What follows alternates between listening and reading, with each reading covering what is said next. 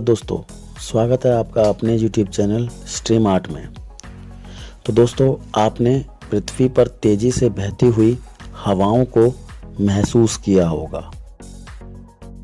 सोचा होगा कि यह हवाएं आखिर एक स्थान से दूसरे स्थान की तरफ कैसे जाती हैं और साथ ही कैसे अपनी दिशाओं में परिवर्तन करती हैं। तो दोस्तों, आपने स्कूल के अंदर पढ़ा होगा कि हवाएं हमेशा उच्च वायुदाब से निम्न वायुदाब की तरफ चलती हैं और वायुदाब वायु की दिशा को प्रभावित करने वाला एक बहुत ही महत्वपूर्ण कारण है। तो दोस्तों, आज हम हवाओं को प्रभावित करने वाले एक ऐसे ही बल के बारे में जानेंगे जो हवाओं की दिशाओं को बहुत अधिक प्रभावित करता है। तो गाइस, उस बल का नाम है कोरियलिस प्रभाव, जिसको हम सभी कोरियलिस प्रभाव या कोरियलिस बल के नाम से भी जानते हैं। तो दोस्तों, कोरियलिस बल को प्रस्तुत करने वाले व्यक्ति का नाम था जी कोरियलिस। उन्होंने पृथ्वी की घूर्णन गति का अध्ययन करने के पश्चात, अर्थात उन्होंने पृथ्वी की घूमने की गति का अध्ययन किया, उसके बाद कोरियलिस प्रभाव को प्रस्तुत किया। इस सिद्धांत के अनुसार जब पृथ्वी तेजी से घूमती है तो पृथ्वी पर एक बल उत्पन्न होता है। इस बल को हम अपकेंद्रीय बल के नाम से जानते हैं। ऐसा नहीं है कि यह अपकेंद्रीय बल केवल पृथ्वी के घूमने के कारण ही सिर्फ और सिर्फ पृथ्वी पर ही पैदा होता है। बेसिकली ये एक ऐसा बल है जो प्रत्येक तेजी से घूमती हुई वस्तु के ऊपर स्वतः ही पैदा होता है।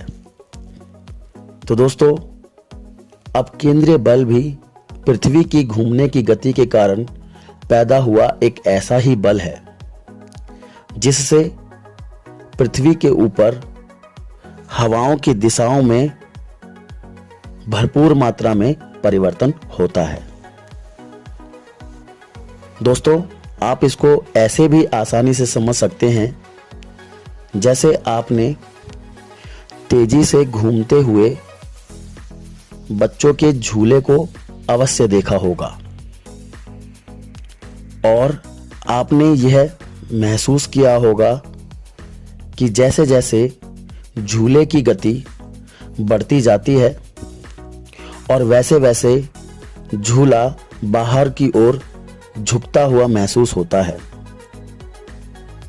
तब आपके मन में यह ख्याल आता होगा कि आखिर ऐसा क्यों होता है। तो दोस्तों, इसका भी जवाब आपका अपकेंद्रीय बल ही है, अर्थात अपकेंद्रीय बल के कारण ही जो तेजी से घूमने वाला झूला है वो भी बाहर की ओर झुकता हुआ महसूस होता है। तो दोस्तों, कोरियलिस बल के अनुसार सभी हवाएं उत्तरी गोलार्ध में अपने दाईं ओर और दक्षिणी गोलार्ध में अपने बाईं ओर मुड़ जाती हैं। इसको आप ऐसे भी समझ सकते हैं कि उत्तरी गोलार्ध में हवाएं घड़ी की विपरीत दिशा में, जिसको हम एंटी क्लॉकवाइज भी कहते हैं, और दक्षिणी गोलार्ध में हवाएं घड़ी की दिशा में, जिसको हम क्लॉकवाइज भी कहते हैं, की दिशा में हवाएं मुड़ जाती हैं। तो दोस्तों, ऐसा नहीं है कि यह बल केवल और केवल पृथ्वी पर हवाओं को ही प्रभावित करता है। बेसिकली यह बल पृथ्वी पर चलने वाली स्थानीय पवनें, चक्रवातों और प्रति चक्रवातों पर भी देखा जा सकता है। इसके साथ साथ यह अपकेंद्रीय बल पृथ्वी पर महासागरीय धाराओं और ज्वारीय गतियों को भी प्रभावित करता है। इसके साथ साथ यही अपकेंद्रीय बल पृथ्वी से छोड़े जाने वाले उपग्रह, रॉकेट, सैटेलाइट इत्यादि को भी बहुत अधिक प्रभावित करता है। इसी बल के कारण इन सभी उपकरणों की, धाराओं की, पवनों की, चक्रवातों की और प्रतिचक्रवातों की दिशाओं में परिवर्तन होता है। तो दोस्तों, आपने देखा कि कोरियोलिस बल क्या है और हम इससे संबंधित और भी बहुत सी महत्वपूर्ण जानकारियां आपके सामने प्रस्तुत करते हैं, जिसमें सबसे पहले आपको यह पता होना चाहिए कि दोस्तों, यह बल केवल हवाओं की दिशाओं को प्रभावित करता है, गति को नहीं। अर्थात हवाओं की दिशाओं में परिवर्तन होता है कोरियोलिस प्रभाव के कारण, उसकी गति में कोरियोलिस प्रभाव कोई परिवर्तन नहीं डालता है।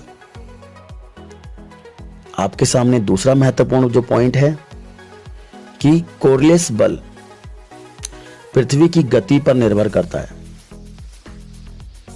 आपने पृथ्वी को तेजी से घूमते हुए अवश्य देखा होगा, परंतु इस पृथ्वी की घूमने की गति का प्रभाव कोरियोलिस बल पर भी पड़ता है। पृथ्वी की गति के साथ कोरियोलिस प्रभाव का संबंध व्युत्क्रम में है, अर्थात उल्टा संबंध है। इसको आप ऐसे भी समझ सकते हैं कि जिस स्थान पर पृथ्वी की गति सर्वाधिक होती है, वहां कोरियोलिस प्रभाव या कहें कोरियोलिस बल न्यूनतम लगता है, अर्थात वहां पर हवाओं की दिशा न्यूनतम प्रभावित होती है। इसके विपरीत पृथ्वी की गति जिन स्थानों पर सर्वाधिक होती है, वहां पर कोरियोलिस प्रभाव न्यूनतम लगता है। तो आपको अब ये जानकारी मिल गई होगी कि कोरियोलिस प्रभाव है क्या और कैसे हमारे दिन प्रतिदिन की आसपास की प्रकृति को, साथ ही हमारे आसपास के वातावरण के साथ साथ हमारे दैनिक जीवन में प्रयोग होने वाले बहुत से उपकरणों को भी ये प्रभावित करता है। तो दोस्तों, आप सभी को पता है कि पृथ्वी पर सभी जगह पृथ्वी की गति एक जैसी नहीं है। आप सभी को पता है कि पृथ्वी की गति विषुवत रेखा पर सर्वाधिक होती है, वहीं पृथ्वी की गति ध्रुवों पर न्यूनतम होती है। तो दोस्तों, इसका सीधा प्रभाव कोरियोलिस बल पर भी पड़ता है। जैसा कि मैंने आपको अभी पहले ही बताया था कि कोरियोलिस प्रभाव पृथ्वी की गति के साथ में व्युत्क्रम में संबंध रखता है। अर्थात अब आपको यहां पर समझने में आसानी हो जाएगी कि यदि पृथ्वी की गति विषुवत रेखा पर सर्वाधिक होती है, तो इसका अर्थ हुआ कि कोरियोलिस प्रभाव विषुवत रेखा पर न्यूनतम लगता है। जबकि मैंने आपको बताया कि पृथ्वी की गति ध्रुवों पर न्यूनतम होती है।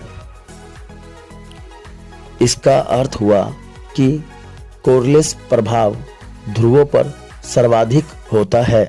तो दोस्तों, अब हम एक बहुत ही महत्वपूर्ण व्यक्ति के बारे में जानेंगे, जिनका नाम है फेरल। बेसिकली फेरल ने भी एक नियम प्रस्तुत किया, जिसको हम सभी फैरल के नियम के नाम से जानते हैं। तो दोस्तों, कोरलेस बल व फैरल के नियम में कोई खास अंतर नहीं है। फैरल ने बताया कि कोरलेस बल के कारण हवाओं की दिशा परिवर्तित हो जाती है, जबकि इस बल की खोज जी कोरलेस ने की थी। तो दोस्तों, बात करते हैं आगे की। कोरलेस बल को जानने के सूत्र के बारे में मैं आपको बता देना चाहता हूं कि कोरलेस जो बल है उसको एक सूत्र के माध्यम से भी प्राप्त किया जा सकता है कि किस स्थान पर किस मात्रा में कोरलेस बल प्रभावित है। तो इसका सूत्र हो जाएगा कोरलेस बल इज इक्वल टू पवनों का वेग मल्टीप्लाई बाय किसी स्थान की अक्षांशीय मान। एक बार मैं फिर रिपीट करता हूं, कोरलेस बल इज इक्वल टू पवनों का वेग मल्टीप्लाई बाय किसी स्थान का अक्षांशीय मान। आप इसको और अच्छे से जानने के लिए यह उदाहरण भी देख सकते हैं। मान लीजिए पवनों का वेग is equal to 5 kilometre per hour. Hindi में बोलता हूं कि मान लीजिए कि पवनों की जो गति है वो 5 किलोमीटर प्रति घंटा है। साथ ही अक्षांशीय मान हम 0 मान लेते हैं, यानी हम मान करके चल रहे हैं विषुवत रेखा के ऊपर कोरलेस बल का क्या प्रभाव पड़ेगा, क्योंकि आप सभी को पता है कि विषुवत रेखा पर अक्षांशीय मान 0 होता है। तो आपका हल इस प्रकार होगा कि अभी मैंने आपको बताया था कि कोरलेस बल का सूत्र होता है पवनों का वेग मल्टीप्लाई बाय किसी स्थान का अक्षांशीय मान। अब हम इस सूत्र को इस दिए गए आंकड़ों में बिठाते हैं। तो मैंने आपको बताया था कि पवनों का वेग इज इक्वल टू 5 किलोमीटर, तो 5 किलोमीटर मल्टीप्लाई बाय अक्षांशीय मान इज इक्वल टू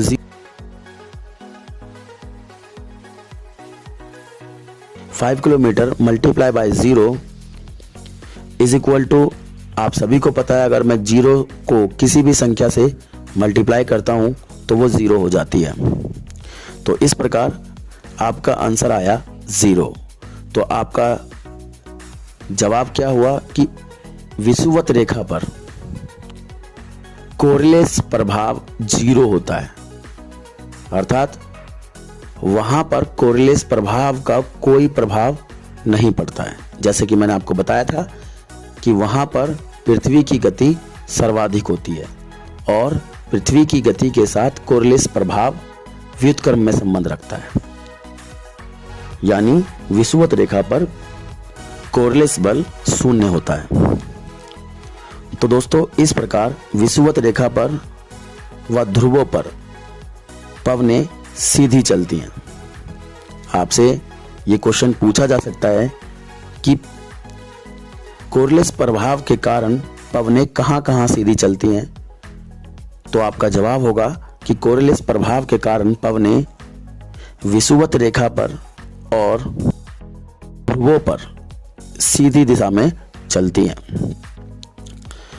मैं आपको 1-2 पॉइंट और बता देना चाहता हूं। विषुवत रेखा पर पवनें उत्तर व दक्षिण की ओर सीधी चलती हैं। एक बार फिर बोलता हूं कि विषुवत रेखा पर पवनें उत्तर व दक्षिण की ओर सीधी चलती हैं, जबकि उत्तरी ध्रुव पर पवनें बाईं ओर सीधी चलती हैं, जबकि दक्षिणी ध्रुव पर पवनें दाईं ओर सीधी चलती हैं। तो दोस्तों, आपने देखा कि किस प्रकार से कोरलेस प्रभाव पृथ्वी के ऊपर बहुत ज़्यादा प्रभाव डालता है। तो आपको ये वीडियो कैसी लगी हमको कमेंट में ज़रूर बताएं। साथ ही अगर ये वीडियो पसंद आई है तो लाइक, शेयर और सब्सक्राइब करना ना भूलें। Thank you so much. जय हिंद।